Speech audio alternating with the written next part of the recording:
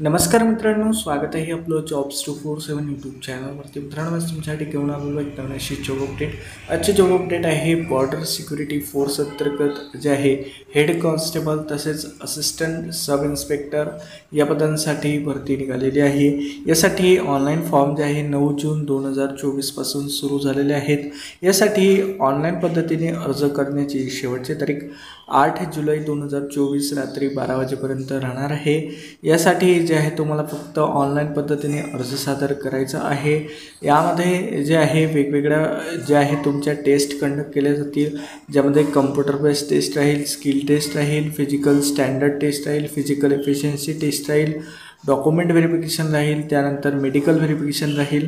अशा प्रकारच्या पोस्टमध्ये जे आहे यामध्ये एक्झामिनेशन तुमच्या घेतल्या जातील. तर यामध्ये जे आहे पे स्केल जर बघितलं तर असिस्टंट सब इन्स्पेक्टर या पदासाठी 29,200 ते 92,300 या दरम्यान वेतनमान दिलं जाईल. तर हेड कॉन्स्टेबल यासाठी जे आहे लेवल 4चं वेतनमान राहील, ज्यामध्ये 25,500 ते 81,100 या दरम्यान वेतनमान दिलं जाईल. यामध्ये व्हॅकन्सीज जे आहे या वेगवेगळ्या डिपार्टमेंट वाईज व्हॅकन्सी त्यांनी दिलेल्या आहे, ज्यामध्ये BSF, CRPF, ITBP, CISF आणि SSBच्या यामध्ये व्हॅकन्सीज त्यांनी दिलेल्या आहे. यामध्ये असिस्टंट सब इन्स्पेक्टरची पोस्ट आहे, तसेच हेड कॉन्स्टेबल यामध्ये जे आहे यासाठी सुद्धा व्हॅकन्सीज त्यांनी दिलेले आहे. तर एकूण व्हॅकन्सीची संख्या जी आहे टोटलमध्येही 1500 प्लस आहे, ज्यामध्ये 10% व्हॅकन्सी जी आहे एक सर्व्हिसमॅनसाठी राखीव ठेवण्यात आलेल्या आहे. यामध्ये एज लिमिट जी आहे मित्रांनो ही 1 ऑगस्ट 2024ला काउंट करण्यात आलेली आहे. यामध्ये तुमचं वय कमीत कमी 18 वर्ष, जास्तीत जास्त 25 वर्ष असलं पाहिजे. यामध्ये जे आहे रिलॅक्सेशन लागू राहणार आहे, ज्यामध्ये SC/ST कॅटेगरीसाठी 5 वर्ष, OBCसाठी 3 वर्ष, एक सर्व्हिसमॅनसाठी सुद्धा यामध्ये रिलॅक्सेशन लागू राहणार आहे. तर यामध्ये जे आहे इतर जे आहे डिटेल्स खाली त्यांनी दिलेली आहे मित्रांनो. तर एज्युकेशन क्वालिफिकेशनबद्दलची इन्फॉर्मेशन आपण यामध्ये बघणार आहोत.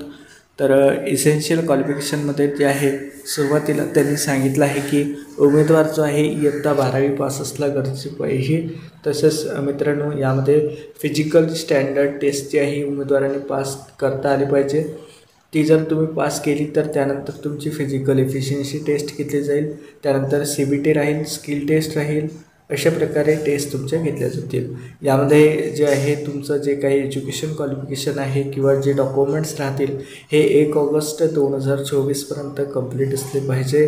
यामध्ये जे आहे एक्झामिनेशनला येताना तुम्हाला जे आहे ओरिजिनल डॉक्युमेंट्स सोबत घेऊन जावे लागतील.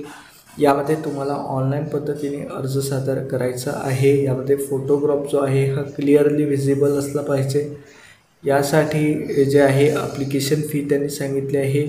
ओपन, OBC, EWS मेल कॅन्डिडेटसाठी 100 रुपये शुल्क यामध्ये आकारण्यात आलेलं आहे. महिला उमेदवार तसेच SC/ST एक सर्व्हिसमॅनसाठी कुठल्याही प्रकारचं शुल्क यामध्ये आकारण्यात आलेलं नाही आहे. यामध्ये महाराष्ट्रासाठी जर सेंटर बघितलं तर नागपूरच्या ठिकाणी जे आहे यामध्ये जे आहे एक्झाम कंडक्ट केली जाणार आहे. यामध्ये जे आहे इतर तपशील दिलेला आहे फिजिकल स्टँडर्ड टेस्टबद्दलचा. तर यामध्ये जे आहे मेल कॅन्डिडेटची हाईट 165 सेंटीमीटर, तसेच चेस्ट 77 सेंटीमीटर न फुगवता आणि फुगवून 82 सेंटीमीटर त्यांनी मागितलेली आहे. काही स्पेसिफिक कॅटेगरीसाठी चेस्ट किंवा हाईटमध्ये यामध्ये हाईटमध्ये जे आहे रिलॅक्सेशन दिलेलं आहे. तसेच ST कॅटेगरीच्या मेल कॅन्डिडेटसाठी 162.5 सेंटीमीटर हाईट, चेस्ट न फुगवता 76, फुगवून 81 सेंटीमीटर मागितलेले आहे. फिमेल कॅन्डिडेटचे जे ST कॅटेगरी आहे त्यांच्यासाठी 150 सेंटीमीटर हाईट त्यांनी मागितलेली आहे आणि इतर फिमेल कॅन्डिडेटसाठी 155 सेंटीमीटर हाईट मागितली आहे. काही स्पेसिफिक कॅटेगरीसाठी जे आहे हाईटमध्ये जे आहे रिलॅक्सेशन त्यांनी दिलेलं आहे. वेट जे आहे तुमचं हाईटच्या प्रोपोर्शनेट असलं पाहिजे.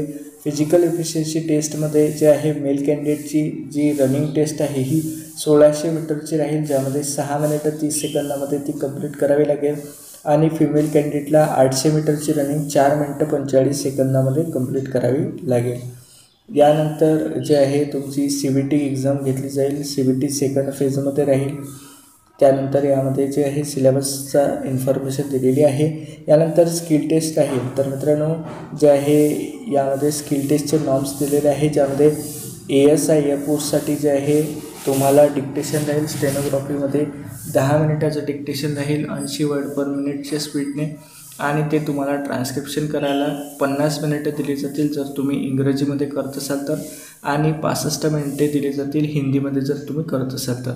आणि यानंतर जे आहे जे हेड कॉन्स्टेबलची जी पोस्ट आहे त्यासाठी इंग्लिश टायपिंग पाहिजे ज्यामध्ये मिनिमम स्पीड जी आहे ही 35 वर्ड पर मिनिटची राहील. जर तुमचं इंग्लिश टायपिंग नसेल आणि हिंदी टायपिंग असेल तर तुम्हाला 30 वर्ड पर मिनिटची स्पीड असणे गरजेचं आहे.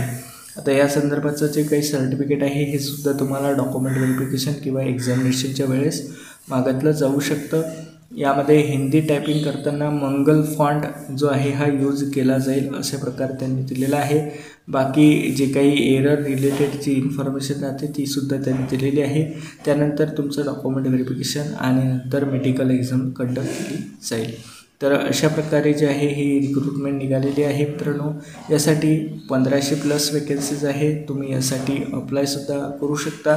तर खाली डिस्क्रिप्शनला मी लिंक दिलेली आहे त्यावरती जाऊन तुम्ही यासाठी ऑनलाईन अप्लाय करू शकता. तसेच हे नोटिफिकेशनसुद्धा डाउनलोड करू शकता. तर मित्रांनो हा व्हिडिओ आवडला असेल तर व्हिडिओला लाईक करा, शेअर करा. चॅनलवरती नवीन असाल सबस्क्राईब करत नसेल तर जरूर सबस्क्राईब करा. चला तर भेटूया अशाच एका नवीन व्हिडिओमध्ये. धन्यवाद.